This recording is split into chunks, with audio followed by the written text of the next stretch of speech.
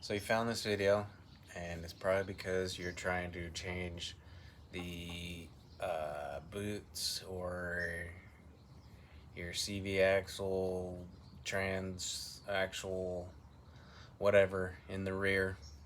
Um, and I'm gonna explain to you how to do it.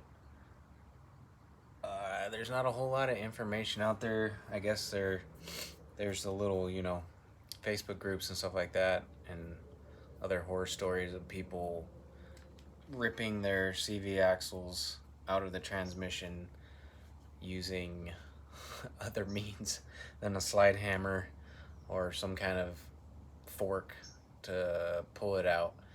But I was actually able to pull it out with a slide hammer. So I think I might have gotten a little lucky because someone had done the clutch prior to me purchasing this truck, so the spindles, the splines had some grease on them, so it probably popped out a little bit easier. It was still pretty difficult. Took quite a few slide hammer smashes to get it to dislodge from the transmission. But it can be done. Obviously, I have it all apart. But what you're gonna need to do, which I was trying to do it without removing the entire lower control arm, but you have to remove the lower control arm, at least on the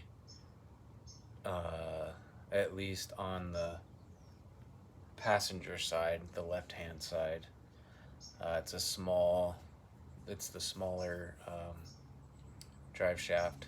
There's not a whole lot of room to push it in or pull it out, because I was hoping I could just pull it away from the transmission and then push it out of the control arm, but there's not enough room.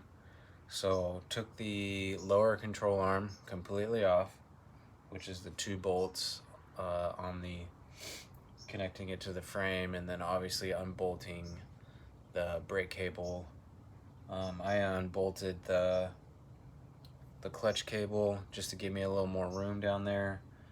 I think the hardest part was compressing the coil. This thing's got the lift kit on it, so the coil's already pretty compressed with that spacer in there. So I think that's the most difficult part, is you gotta compress your coil. But let's take a look here. So as you can see, took off the lower control arm, which this guy in here has the bolts that adjust the I guess the toe or camber, caster, whatever, on the inner part of the control arm. So I just took a picture of that so I could realign those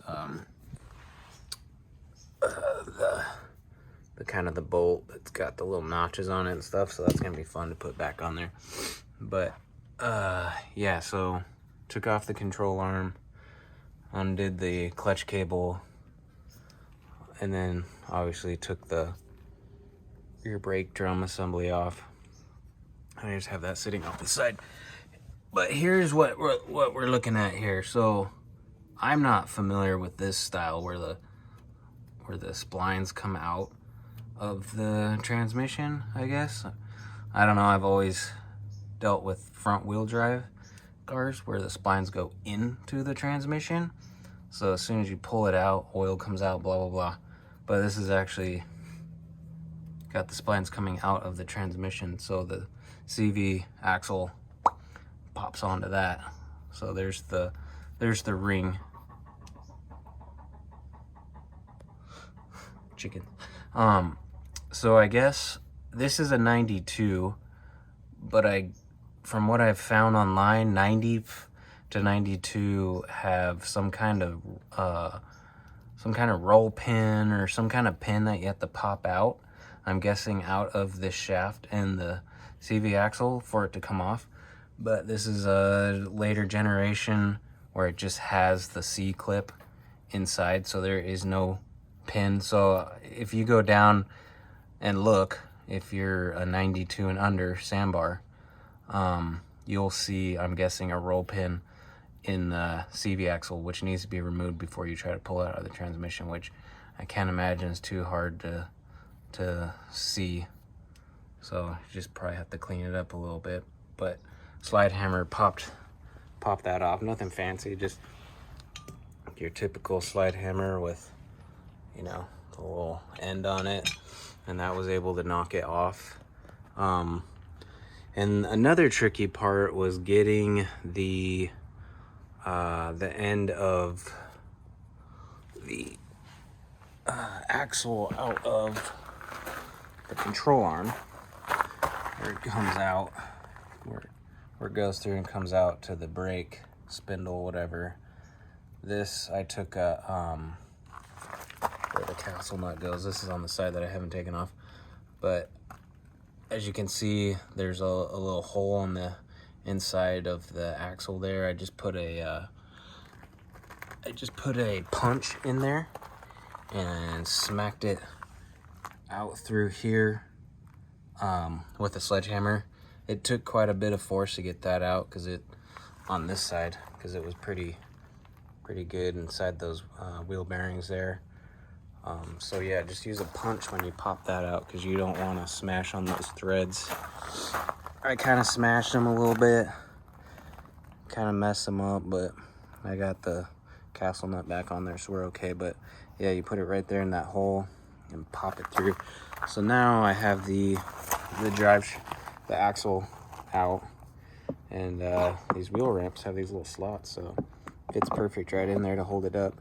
So I actually have one new boot on here, and I got these boots off of eBay. I just put in KS4 axle boot, and there's a company on there that sells ATV parts or something, and they're like heavy duty, blah blah blah.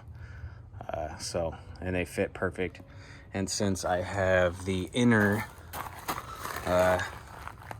CV axle that has got the lobes or the grooves on it, you got to make sure if yours is smooth, round like this on the inside, or groove like that, so you get the correct boot, which looks like that. But ATV something, but they're on eBay.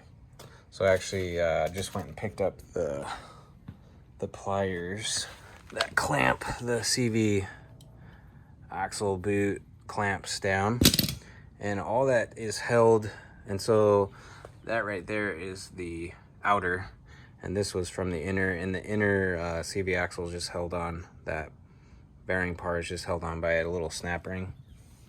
There it is right there. So you just pop it off with your snap ring tool, and that will come off. And then I didn't take that one apart, the outer one apart, mainly because I didn't want to deal with anything, so I just cleaned it up good and then slid the boot in from the other side up to that part of the shaft, so I didn't have to take that whole section off.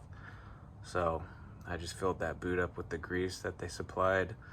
I'm gonna cinch those rings down, and then I'm gonna slide the other boot on, obviously, and then put the snap ring back in, and then cinch this guy back together, and then yeah, put this thing back together. So I just kind of wanted to show that I didn't really find much online for replacing the CV axle boots, or axle. I mean, basically the same thing if you're doing the axle. But you do need to remove the lower control arm, which isn't too bad. Just like I said, you need to, the hardest part was compressing that coil with the spacers for the lift, which was annoying. It'd probably be a lot easier if it wasn't lifted.